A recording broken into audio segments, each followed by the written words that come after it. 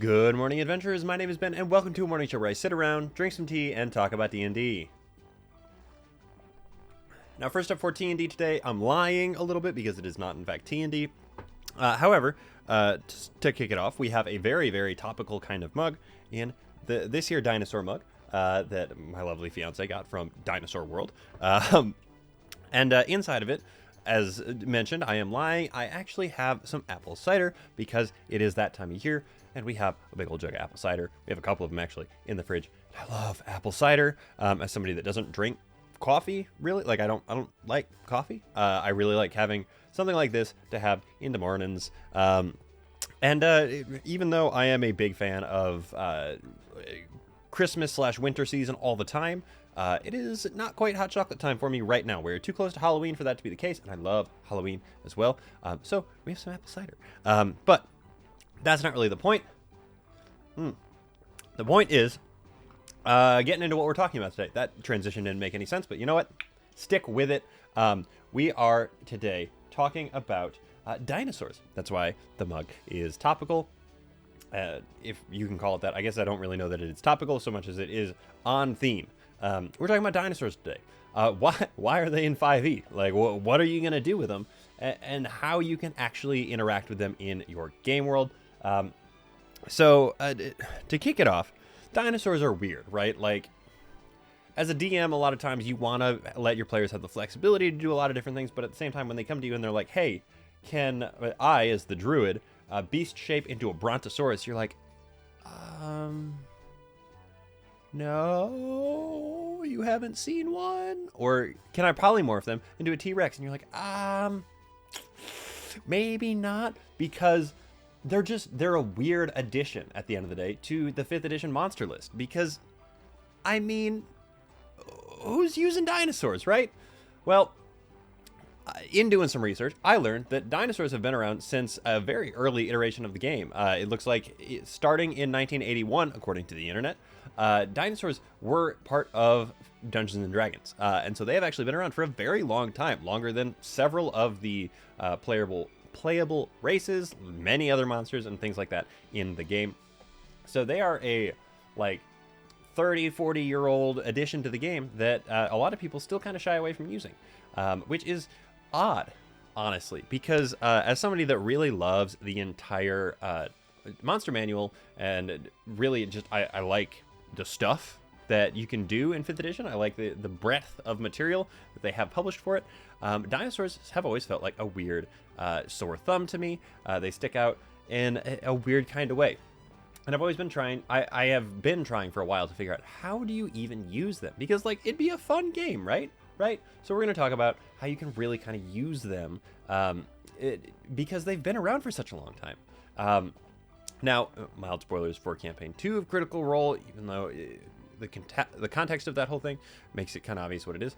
I think that Matt does a good job of integrating them in his world in Campaign 2, where they're like on that island because they were like sucked through a portal. I think that's as solid reason as any to have dinosaurs rocking around. But that's just one way to integrate them, and it's one of the more awkward ones, I honestly think.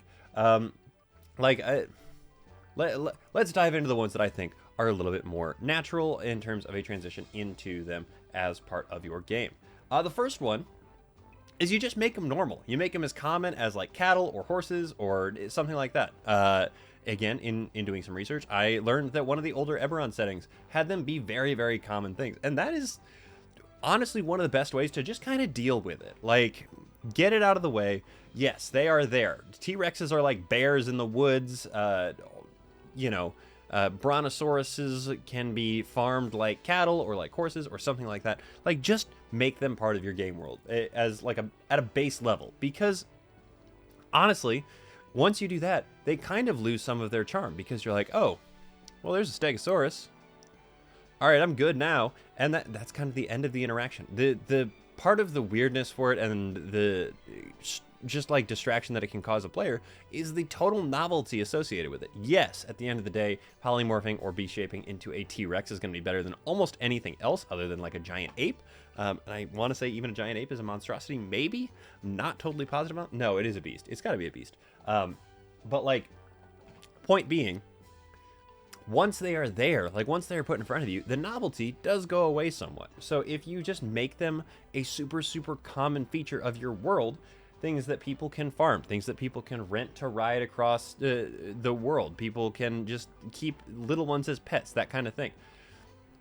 It's going to become something that is actually very much an easy thing to gloss over when you are just sort of recounting what's going on. Honestly, a decent example for how this could work is if you are running a campaign with a wilds section, kind of like a Horizon Zero Dawn, Horizon Forbidden West, that kind of thing.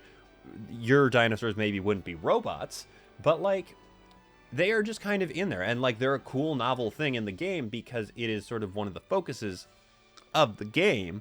But like once you get through a few of them, unless they're introducing new ones, you're kind of like, oh, there's some more of those, there's some more of those, and you just kind of keep rolling.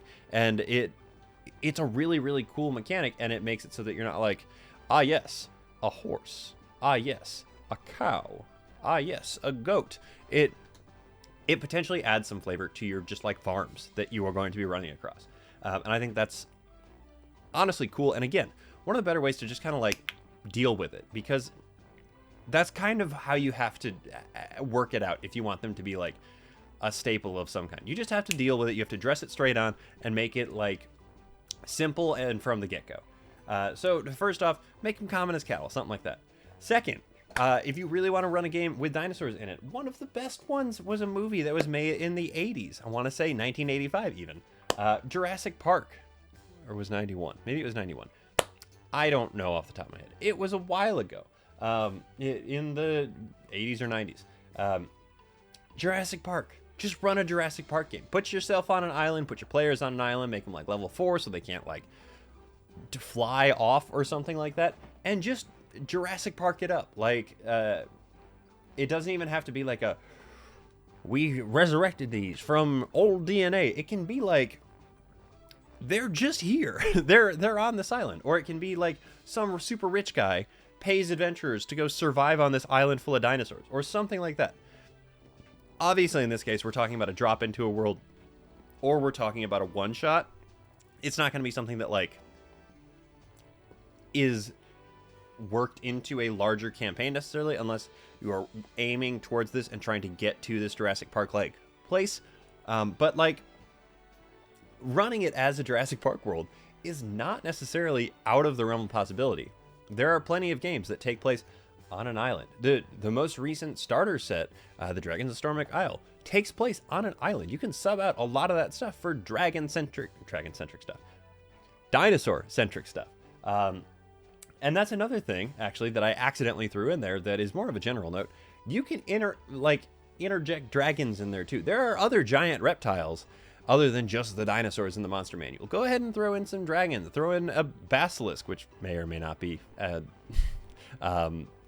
reptile, but that's fine. Like, just throw in some of those other big scaly creatures, and suddenly they are part of a group instead of the like stick out like, whoa, what is that over there kind of thing.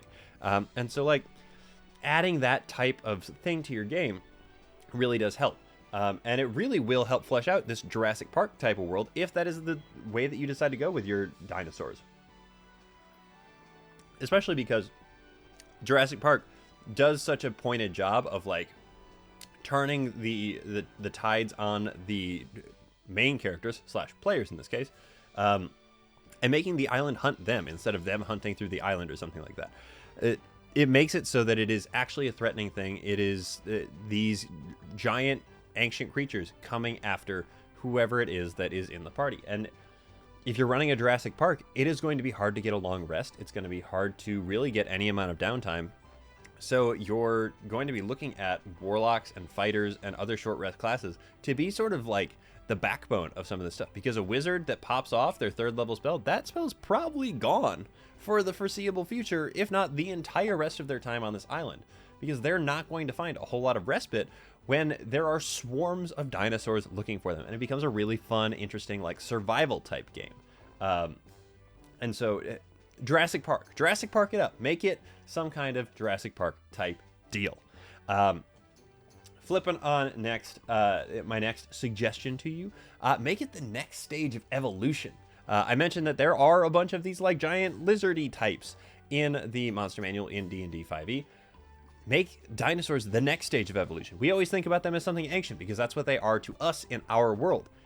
Go ahead and turn back the clock so that they become the next stage instead. Like, make it so that somebody has been messing with the genetics of dragons, and they have resulted in these giant lizards that are just like beasts of destruction. Or they have been messing around with like smaller lizards, and they have managed to scale them up to such a size that they are these massive like death machines. And what you can do is you can have them be like released onto the world, or they break out of the lab that they're in, or something like that. And it can be a chapter in an adventure then, because it can be like a fetch quest. It can be a search and destroy kind of thing. It can be something where like you are going to try and like take down this mad scientist person who is engineering these dinosaurs out of nowhere. They don't have to be a relic of the past. They can be a piece of the future. And that is a weird sort of spin on it that isn't necessarily explored all that much. I was trying to come up with a word, and I was going to say introduced, but that doesn't make any sense. It's not explored all that much. For them to be a piece of the present or future, it is constantly something that we automatically think about as, well, that's from the past. And we're past the past now. Even though we're sitting here using high magic, low tech worlds where people haven't even heard of guns yet, and instead they can like put together giant flying cities using magic. Like, the rules are different here, obviously. So if you want to make them the future of evolution, because it really could cook up to be a very interesting thing. It wouldn't be something that your party would see coming, because they would default to, oh, this is a thing of the past. Therefore, it cannot be a dinosaur. It must be like a dragon or something. And when you then go ahead and bring out the T-Rex mini and like slap it on the table, they go, I'm sorry. What? What are you talking? Hang on. What? And you go, yup, sure is. Wipe your hands of it and just keep rolling, because honestly, surprising your players is one of the best feelings if you're a DM.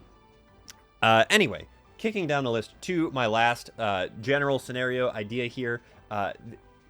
This could be like a big bad. It could be a chapter, but it feels better to be a big bad, to me at least. A time-bending wizard. Like, your party is hunting this guy through the entire campaign. He is trying to bend time. He's trying to create the endless loop of time so that he can constantly be regenerating on himself or something like that. And he keeps messing up, and he keeps throwing these things from the past at you. He keeps throwing these things from the future at you. Like, dropping in all of these insane pieces that simply do not make sense. Like, they are manifesting themselves out of nowhere, and you cannot figure out what it is. And one of the things that is manifested is these dinosaurs. It would be phenomenal to have portals begin to just like open up around a party as they are fighting this otherwise relatively normal wizard as he's going through this ritual, and just have dinosaurs start falling from the sky on them in this climactic ending set piece battle.